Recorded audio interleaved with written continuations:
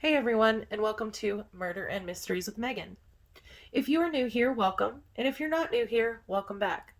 Please make sure to take a moment, hit the subscribe button, and post notification bell so that the next time I upload another video, you will be notified and you won't miss any upcoming videos or collaborations. Today's video is going to be one of conspiracies, mysteries, and true crime all together. If you haven't heard of the Bennington Triangle, get ready.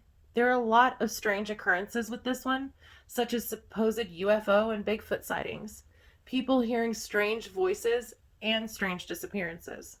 So without further ado, let's get on with today's video. We have all heard of a place called the Bermuda Triangle, known for its phenomenon and disappearances. However, have you ever heard of its lesser known cousin a good ways north? Over 1,000 miles away from the Bermuda Triangle is a place in Vermont that was coined in the 1990s as the Bennington Triangle by a New England author named Joseph A. Citro. It was coined this due to its similarity to its more widely known cousin, the Bermuda Triangle. There is some controversy as to the exact size of this mysterious triangle. Some people state that it starts on Glastonbury Mountain and continues outward into the forests and into some towns that have mostly turned into ghost towns themselves now. However, exactly how far into these towns is what's debatable. The reason that this place got its name as being the Bennington Triangle is because of the strange disappearances and phenomenon surrounding this location. So what exactly is the Bennington Triangle known for? Well, between 1945 and 1950, there were a number of disappearances in the area. People saw strange lights in the woods, and there were even reported sightings of Bigfoot. In fact, the first reported sighting of Bigfoot in this forest was in the early 19th century, when it was said to have appeared out of the woods, overturned a stagecoach, and then ran back into the woods as it let out a loud roar. It was described as being covered in black fur and approximately 6 foot tall. Another crime involving what people seem to think could be Bigfoot was the death of a man named Carol Herrick in 1943. Now, this is only a couple years prior to some of the most well-known deaths in the area. Carol Herrick had been out on a hunting trip when he disappeared. However, when his body was found 3 days later, not only were there large footprints surrounding him, but it was later found out that he had been squeezed to death and had scratches all over his face, and his ribs had punctured his lungs from the pressure of being squeezed. Another strange occurrence was when a mill worker named Henry McDowell picked up a rock and bludgeoned a co-worker of his. He claimed that he heard voices in the forest telling him to do so. Stories like this fill the surrounding area in Vermont, and it has been known that Native Americans have avoided and warned others against this strange area known as the Bennington Triangle. In fact, a legend of this area is even told by the Algonquin tribe, warning of a stone in the mountains that would devour anyone who came across it and stepped upon it. However, some of the strangest documented things that have happened in Bennington Triangle are those of the disappearances that happened between 1945 and 1950 on the mountain and in the surrounding towns. In 1945, these disappearances started first with a man named Mitty Rivers. Mitty Rivers was 74 years of age when he disappeared. He was actually out with 4 other hunters on a trip, and he was guiding them on this day. Now, this was on November 12th of 1945. After the men had completed their hunting excursion of the day, they decided to head back down the mountain. As the men trekked back down the mountain, something happened. Mitty was at the front of the group guiding them back down, and he got a bit ahead of them. However, as he disappeared out of sight from the other 4, he was never seen again. Now, the strangest part of this is Mitty was very familiar with the area. He was an experienced hiker and guide, and he wouldn't have gotten lost in the area that he knew almost as well as the back of his own hand.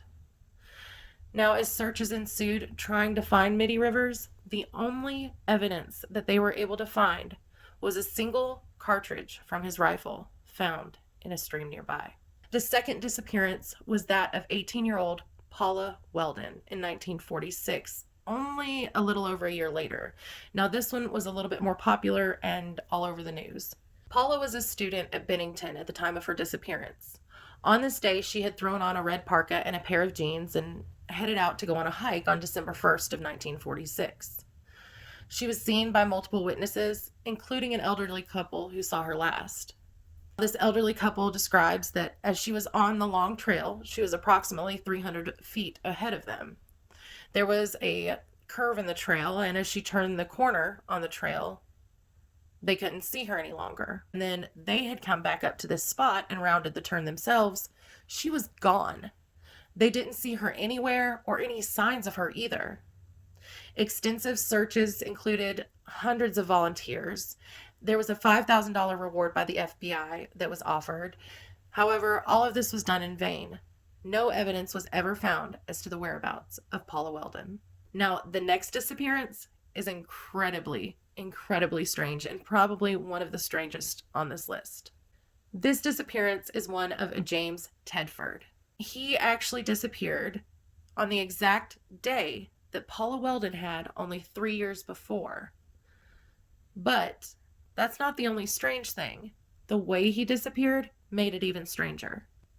On December 1st of 1949, James Tedford was on his way home from a vacation. He had gone to visit family members and was riding the bus back home. Now, he got on the bus and people had seen him when they were only one stop away. As they reached the Bennington bus stop, people looked around and he was gone. He had disappeared off the bus. However, all of his luggage still remained on the bus, and there was even a bus line timetable that was laid out on his seat that he had been sitting on. There was no evidence as to where he had gone or disappeared to. Now, it wasn't until the following year, in October of 1950, that the last 2 reported disappearances took place. On October 12th of 1950, 8-year-old Paul Jepson put on his bright red jacket and joined his mom to go feed the pigs. When they got there, Paul's mother decided that he should remain back while she went out to feed the pigs. Now, Paul's mom took about an hour to return back to the truck where he had been playing. However, when she did, he was missing. Despite search efforts for Paul by law enforcement and volunteers alike, nothing was ever found to lead investigators to answers as to what happened to Paul on that day.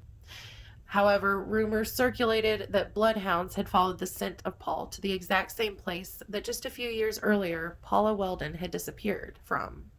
And the disappearance of Paul Jepson still remains a mystery. The final disappearance that we will talk about today is the one that occurred over this 5-year period involving Frida Langer. Frida disappeared only 16 days after Paul on October 28th of 1950. 53-year-old Frida Langer and her family had been camping near Somerset Reservoir when on this day she and her cousin Herbert Elsner decided to go on a hike nearby. Her husband was going to stay back at the campsite. During the hike, Frida had slipped and fallen into the stream. She, of course, was soaked, and so she told her cousin Herbert that since they weren't far from the campsite, she would just run back, change her clothes, and then she'd come back up and meet him. Time passed, and Frida still hadn't returned. Herbert went back to the campsite to see if maybe she had just gotten caught up or forgotten to come back up and meet him. However, when he reached the campsite and asked if anyone had seen her, no one had. Frida was nowhere to be found. What was really strange about this case is that for 2 weeks, multiple searches took place. They even used 2 helicopters, an airplane, and had 300 searchers looking for Frida in the area where she had been last seen, the area surrounding it, and even the campsite near Somerset Reservoir. Nothing was found at all to give answers as to where she had gone to. It wasn't until 7 months later, on May 12th of 1951, that Frida's remains were found. There were a few things that made this discovery strange. Not only had everyone searched this area extensively only months before during their search and they had found nothing, but when her body was found, it was completely exposed and the decomposition on her body was so advanced they couldn't identify the cause of death. So many strange occurrences have been reported over the years in Bennington Triangle. From sightings of Bigfoot, otherwise known in the area as the Bennington Monster, to inexplicable deaths and even stranger disappearances. What do you think about these particular disappearances? Do you think that they got lost, hurt, or were killed by someone and they just haven't been able to be located? Do you think that it's something more mysterious that happened to them? Despite efforts of investigators and others, no answers have been able to be given to truly know what happened in the Bennington Triangle and the areas surrounding it, and a lot of them will most likely remain unsolved. Well, guys, I know that today's video was a bit different, but I really enjoyed looking into this one and thought I'd share it with you. I hope that you all have a wonderful day, and again, thank you for watching Murder and Mysteries with Megan. Please make sure to hit that subscribe button and post notification bell so that we can hang out again soon. Oh, and please make sure to hit that like button and comment below some mysterious locations that you want to see in future videos. Until next time, my mystery lovers. Bye.